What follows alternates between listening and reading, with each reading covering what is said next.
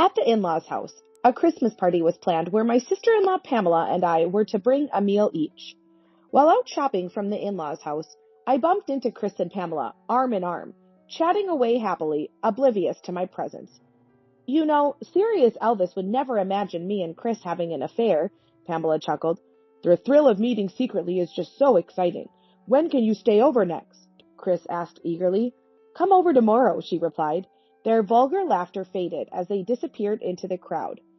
Back at the in-laws' house, Pamela and I were busy in the kitchen and dining area. Chris, who arrived late, suddenly changed his face the moment he nibbled on the meal. Snatching the plate from my hands, he threw everything into the outside trash. Don't serve bad food to the relatives, Chris bellowed, to which I retorted, I didn't make anything, you know. What? I smirked inwardly. Now, how shall I expose these two in front of the relatives? I'm Hope, a 50-year-old housewife. 25 years ago, I met Chris through an acquaintance, married him, and the following year gave birth to our son, Dave. Chris, a sales manager at a large corporation, earns more than the average employee. Chris's parents, who treated me like their own daughter after I lost my parents at a young age, get along very well with my mother-in-law, Rebecca. Dave graduated from State University and started working for a foreign company. He moved out when he got the job and visits during long weekends. To outsiders, it might seem like a successful marriage, but in reality, it's a suffocating home where proud Chris reigns like a king, and Dave and I tiptoe around his moods. Before marriage, Chris agreed without hesitation when I said I wanted to continue working. Moreover, he volunteered to share household duties. We can live on my salary alone, but I want to save early for education expenses. It's a big help if Olive works. I'll handle the household chores on weekends since I'll be late on the weekdays, he had said. However, once married, things changed drastically. Whether he returned home on time or worked overtime, Chris would just lounge on the sofa, glued to his mobile phone. Far from helping with chores, he wouldn't even carry his used cup to the sink. And on weekends, it was more of the same, with him laughing in front of the TV or fiddling with his phone or computer. I had to work on either Saturday or Sunday, so on my days off, I left young Dave in Chris's care. Despite restarting work with Chris's consent, he complained every time. One day, fed up, I confronted him, only to be met with a tirade. You're like a demon, dumping the kid on me and expecting me to do household chores on my rare days off. I'm just asking you to wash the dishes you used. Besides, aren't you Dave's dad? My plea seemed to fall on deaf ears, as he contorted his face in annoyance. Raising kids is a mom's job. Every household does it, so stop whining. You should be grateful and respectful that your husband helps with child rearing. Chris lectured me. When he was tired and in a bad mood, he'd make me sit formally on the floor and list every single way I was falling short as a housewife. Cook better meals. Don't use the kids being young as an excuse. Can't you make anything tasty as a housewife?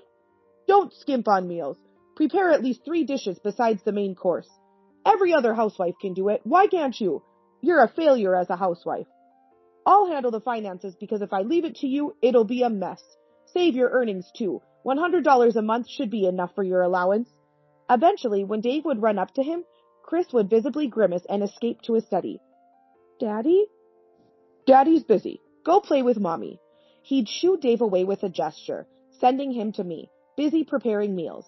Even on weekday nights when I left Dave in his care, he'd help with meals and changing clothes, but he'd just let Dave watch kids' videos or TV, never really playing with him. Just play a little with him. I've been working until now. I'm busy. Unlike a housewife who has time, let me rest at home. Do I look like I have free time? Maybe you should visit an optometrist. My sarcastic retort infuriated Chris. His face turned red with anger and he yelled at me furiously.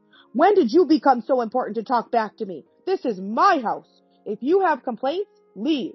Take him and go somewhere right now. Knowing full well I had no family home to return to, Chris spat out those words, filling me with utter disgust. The thought of divorce crossed my mind, but that required money. Chris controlled the finances, and saving on my part-time income was impossible. I spoke too harshly. I'm sorry. As long as you understand, once you earn more than me, I'll listen to what you have to say. My love for Chris had long since vanished, but I hesitated to take Dave away from his dad. More importantly, the in-laws were kind people, and Dave adored his grandparents. In front of the in-laws, Chris was kind to us. He played the role of a good father perfectly in front of others. While we were dating, Chris was very kind. He never bragged about his knowledge and seemed like a genuinely nice person. But after we got married, Chris began belittling me for not graduating from a national university. Olive probably doesn't know this. Can't you do a simple calculation like this? What? You don't understand? If you're not from an Ivy League or other famous university, maybe you can't keep up with this topic. At first, he would mock me gently with a smile. But as Dave grew up, he started insisting Dave follow an elite educational path. My son should be able to get into the top public high school in the state. It's free if it's state-run. He can save on transportation by cycling since it's close. That's convenient, but maybe he'll find a school he wants to go to when he's in middle school. I won't allow anything but that school. Transportation and tuition fees are a waste. I was astounded. Was this the talk of someone with a high income? Should we get a tutor then? No need. Just listen in class and getting 100 points is easy. I couldn't believe my ears. If you're worried, you can teach him. You're home by evening, so you have time. I've forgotten middle school stuff. The methods are different now, and when I get home, I'm swamped with housework. The word free time infuriated me. Even as the kids grew, there was still a mountain of work beyond house chores, like supervising homework and checking the next day's necessary items. Chris then twisted his mouth into a mocking smile. I guess it's too much to ask of someone as uneducated as you to teach. Poor Dave, having a mom who graduated from such a low-level school. I was stunned, and Chris continued. By the way, I let you keep working because you said you'd manage the housework. But how long will you continue your job? What? The house has been a bit messy lately, and it's unsettling. Why not quit and focus on Dave's education? Prioritize your family over making pocket money. I stared at Chris wide-eyed. He's the one making the mess. Coming home from work and leaving his shirt and socks in the living room?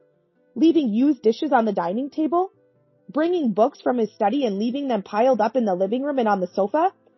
It's not about pocket money. I'm saving for Dave's college and our retirement. We discussed this when I resumed working. I swallowed the words, you're the one making the mess, and just said that, but Chris sneered. Don't flatter yourself thinking you're indispensable at work. You're just disposable part-time, unlike me. Right. Anyway, make sure he goes to the same university as me. I won't accept anything else. His words were provoking, but I held back from retorting. Arguing might make him reluctant, even to contribute to the college fund. Later, when Dave got accepted into his desired school by himself, Chris boasted about it as if it were his own achievement. Yeah, he got into that Ivy League feeder school. Smart like me, my son. Without a single congratulations or good job to Dave, Chris bragged to everyone with a smile. I felt disenchanted with him. Someday I'll divorce him.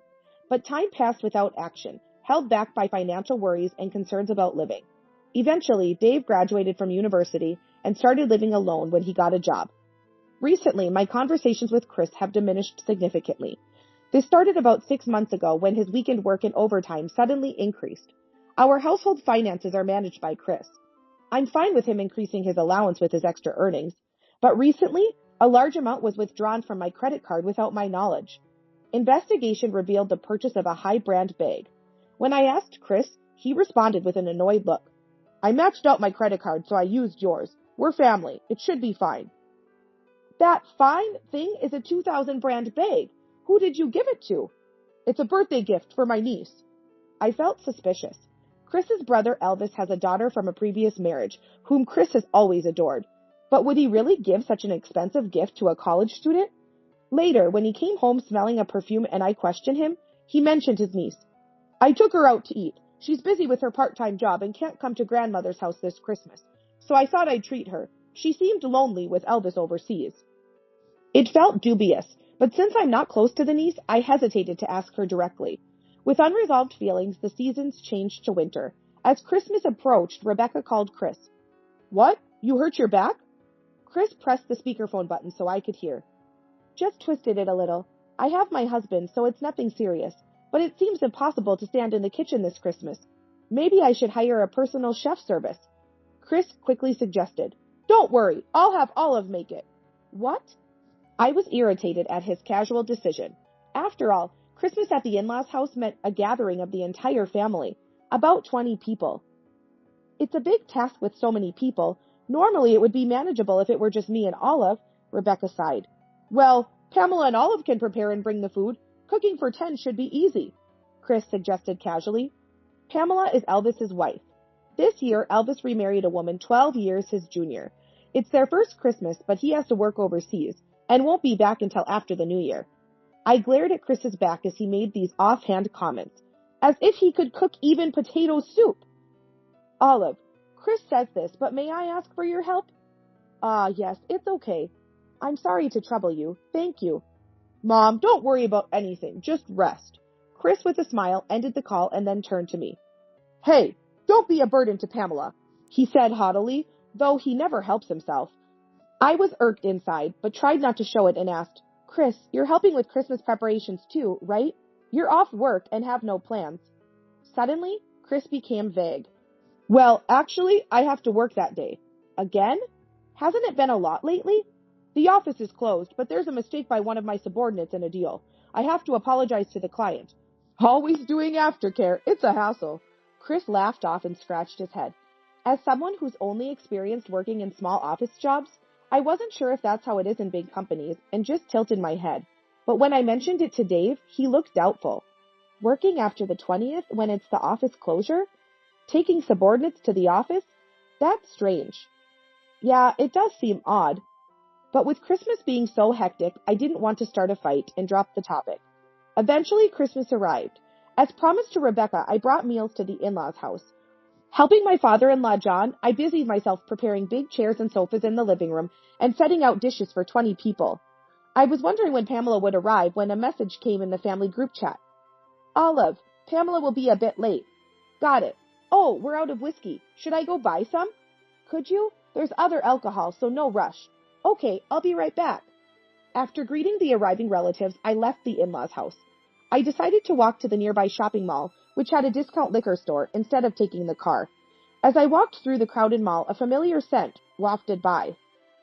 Looking up, I saw Chris, arm in arm with a woman, walking towards me, engrossed in conversation. Chris, with his hat pulled down, didn't notice me. I sneaked a glance at the woman's face and was shocked. It was Pamela. Olive is just so dumb. Not from an Ivy League or any notable university. It's frustrating. Chris grumbled with a disgusted look. His loud voice echoed in the mall. But Dave graduated from such good schools, right? That's amazing. He must have worked hard. Pamela responded in a cloying tone. He's my son, so of course. But it's embarrassing having an ignorant wife. She doesn't know how to support a man. And with no parents, her upbringing is bad. I was furious. I didn't want to be looked down upon by someone like him. So, Chris, why did you marry her? I thought she'd obediently follow me. Wanted to show off to my brother who has only a daughter by having a son. Such reasons? I was dumbfounded. Chris, your rivalry with Elvis is quite obvious. I heard Pamela chuckle as she walked past me. I had stopped in my tracks without realizing it and moved to the edge of the path to avoid blocking others while listening to their conversation. Pamela and Chris had stopped a little distance away, buying drinks as they talked. Serious Elvis would never imagine me and Chris are having an affair, Pamela said. The thrill of sneaking around is just great. When can you stay over next? Come over tomorrow. Okay, I'll be there. Olive believes anything if I say it's work. So convenient, she's clueless, Chris laughed crudely. They disappeared into the crowd with vulgar laughter. I trembled with anger. I had my suspicions, and they were indeed having an affair. And with Elvis's wife? They must have been mocking Elvis and me all this time. Unforgivable. Just watch. I'll give them a Christmas they'll never forget. Before returning to the in-laws' house, I had a stop to make, so I called Rebecca and then headed there. When I arrived at the in-laws' house, Pamela was preparing drinks and appetizers in the kitchen with Chris's cousins and their children. Where's Chris? He's not here yet. Should be arriving soon, right? I see. They probably came separately to avoid suspicion. All the relatives had already arrived. The older men at the large table were red-faced from drinking, loudly chatting while watching TV. I approached Pamela with a suggestion. Actually, sure, that works. I made a mistake, so it's good timing. I can show off my cooking skills to everyone. Can I switch these dishes? Your cooking deserves more than these plain plates. Wow, thank you. Meanwhile, Rebecca, who had hurt her back, was pouring wine for relatives in the dining room.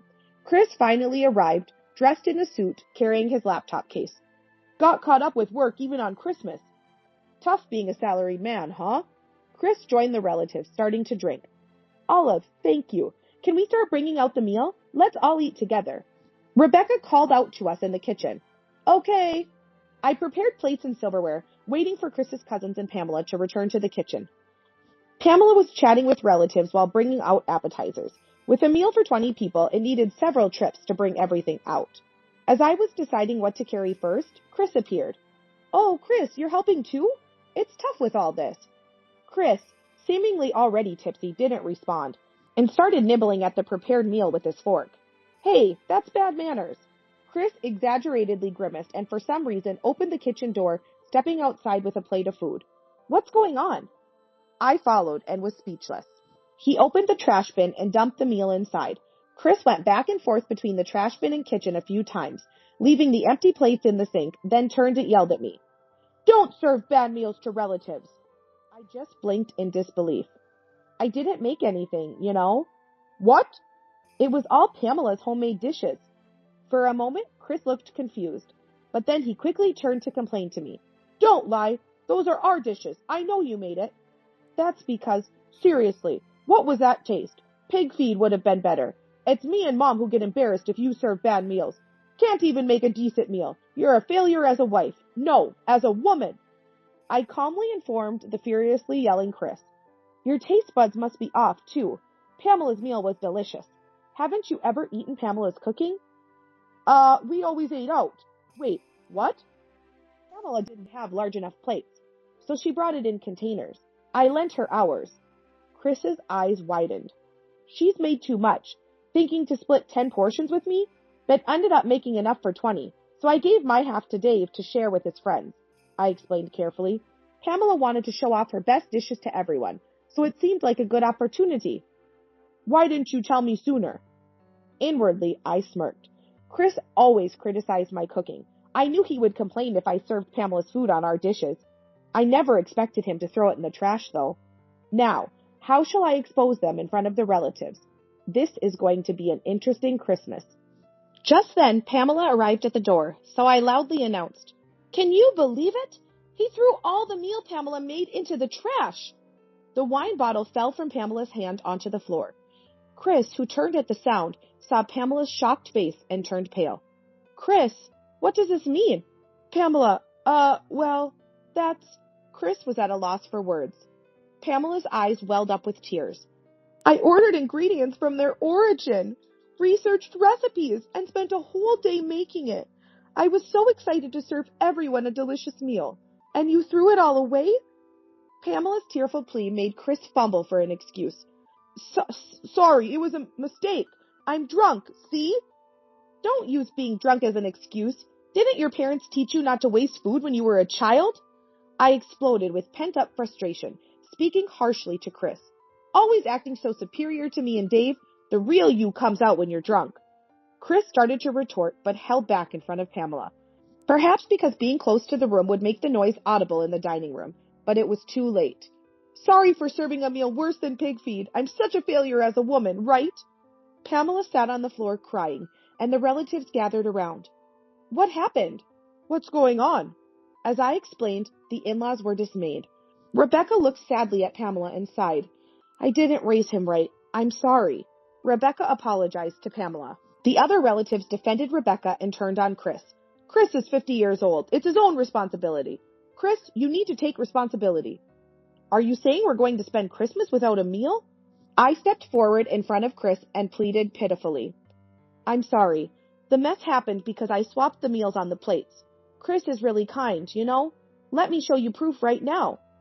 I took out my mobile phone and pressed the play button on a recording. Olive is just so dumb. Not from an Ivy League or any notable university. It's frustrating. Chris was shocked as the recording played. It was a conversation between Chris and Pamela that I recorded earlier at the shopping mall. Although the background noise was present, the words were clearly audible. Hey, stop that! Please stop! I'm begging you! Chris glared at me threateningly, but I ignored him and let the recording play. Serious Elvis would never imagine me and Chris having an affair. Sneaking around is thrilling. Can I stay over again? Come over tomorrow. The conversation echoed through the open door into the dining area. The shocking exchange silenced the dining room, and all relatives turned their attention to Chris and Pamela. You two? Taking advantage of Elvis being overseas for work to have an affair? Well, Chris stuttered, trying to come up with an excuse. You see, I was just checking on Pamela while her husband's away. It's dangerous for a woman to be alone. Elvis even asked me to look after her. Yeah, we're just good friends. Their feeble excuses made me burst into laughter. Who would believe that? Pamela, you clearly said it's an affair. That was just a joke. Olive, do you have any proof that we're having an affair? Pamela smirked at me, infuriating me further. The conversation alone wasn't enough. I needed more concrete evidence.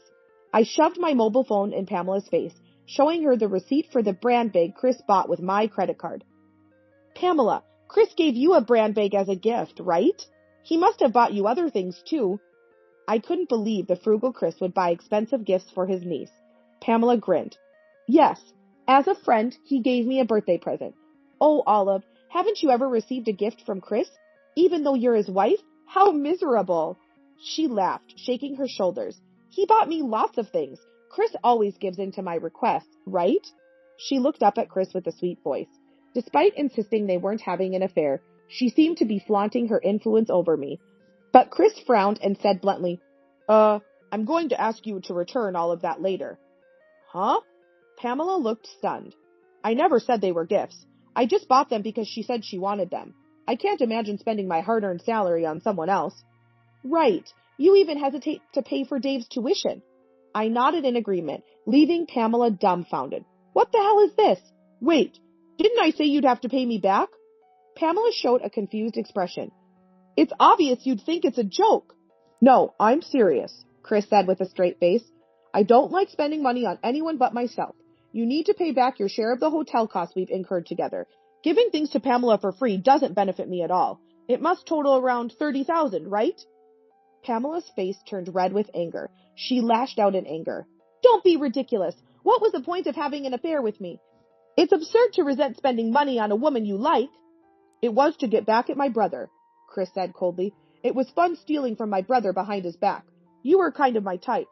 And when you came on to me, I thought it was my lucky day. Chris smirked. Anyway, pay back the money you owe. It's all recorded in the household book. You must be getting more than enough from my brother anyway. Tears welled up in Pamela's eyes, frozen with shock. That's terrible. I liked Chris and had an affair with him. I never thought he was such a person. Yelling, Pamela grabbed her coat and bag. That's it. Let's break up. I never want to see your face again. Okay, but make sure you pay back the full amount. Pay you back, idiot? My serious husband is 10 times better than you. As Pamela stormed out, she bumped into someone in the hallway and fell. Grabbing the hand offered to her, she gasped. Elvis? Back home for Christmas, huh? Always lively here. Elvis, smiling breezily, slowly surveyed the tense faces of Chris and the relatives. You were talking about me, right? Go on, continue. Why are you back, brother? I wanted to spend Christmas at home. Worked hard to finish early and come back. Chris turned pale at Elvis's plastered-on smile. Looks like Pamela has been quite the help to you, Chris. Elvis's gaze shifted between Chris and Pamela. Pamela clung to Elvis with a pleading voice. It wasn't my fault. He pressured me into it. I didn't want to betray you, Elvis. Believe me. Huh? Who was the one always complaining about their boring, only good-for-work husband, saying his clothes had the worst taste and his birthday gifts were cheap? I don't know anything about that. You must have made it up. Elvis, he's just harassing me because he can't match you in work or studies. I respect and love you. You won't talk about divorce, right? Pamela looked tearfully at Elvis, clinging to him. We, along with Chris and the relatives, were dumbfounded. Pamela, accustomed to a wealthy lifestyle thanks to Elvis's income, was panicking at the thought of losing her luxuries after the divorce. Elvis smiled at Pamela and took out his mobile phone. Was going to wait until after Christmas, but now's as good a time as any. He swiped his phone screen and images of Chris and Pamela appeared, snuggling up and entering a hotel, gazing at each other while waiting for a traffic light, kissing while getting out of a car. One compromising image after another appeared on Elvis's phone. Elvis, when did you... I had a detective follow her when I left for Japan. Asked him to tell my wife as soon as I was gone. Elvis explained casually. Every time I came back, more brand bags and accessories filled the closet. But there was no purchase history on the family card. Naturally, I suspected an affair. Elvis shrugged and looked coldly at Chris. But I never expected the affair to be with my own brother. His usual kindness gone. Elvis's voice was filled with intense anger, silencing the room. There's more. Do you want to hear the conversations recorded through the hotel room, too? No, that's fine, Pamela replied, her voice barely audible. So, you'll agree to a divorce? Yes. Pamela slumped in despair while Chris surprisingly remained calm. Poor brother. First his wife says they're incompatible, and now his second wife cheats on him. And his daughter didn't even go to an Ivy League college. Chris mocked Elvis. In comparison, my life's a win. I fathered a son, my boy, landed a job at a top company, and I have a happy marriage. I've beaten you, brother. You're an idiot, I said, disgust in my voice. Chris blinked, surprised, as I half smiled. You're heading for a divorce, obviously, and neither your son's education nor his job is your achievement. It's all Dave's. Of course it is. The relatives nodded in agreement. Divorce? Over a single affair? Don't be ridiculous. Chris exclaimed, his eyes wide. Chris, you don't need to come for Christmas from next year, the in-laws said quietly. Why not? Because we're disowning you. What? Disown your son who gave you a grandson? You're joking. Chris laughed, but his laughter faded as he saw the serious faces of his parents-in-law. And so, they spent Christmas in a somber mood, a hellish one for Chris and Pamela. Pamela, having signed the divorce papers Elvis brought, left the in-laws' house. I apologized to the relatives for the commotion and returned home. As I was leaving, the in-laws apologized to me. After Christmas, I sent the signed divorce papers to Chris. I kept the apartment we lived in while Chris moved to a smaller one. After much reluctance, Chris and Pamela eventually agreed to pay me a hefty alimony, as negotiated through lawyers. Chris, with his high income, could afford it. Later, Elvis revealed something unexpected. Chris had been secretly investing in stocks and had almost depleted his savings. He had to borrow money to pay the alimony. Overconfident and underprepared, he had lost heavily in his investments. That explained his reluctance to fund Dave's education. After confessing the reason for his divorce to a colleague, the news spread throughout his company. Ashamed, Chris quit his job and now works part-time, withdrawing into his apartment, distrustful of others. Pamela, used to living luxuriously on Elvis's money, had no savings and begged her parents to pay her part of the alimony. Angry, they paid it, but made her work at a relative's company, where she's closely monitored and worked hard. After the divorce, I moved into a 3-bedroom apartment and lived comfortably. Free from someone constantly nagging about household chores, I took exams to become a full-time employee. No more snide remarks, and I can spend my money freely. I feel incredibly refreshed. Now I want to watch over Dave and spend the rest of my life meaningfully.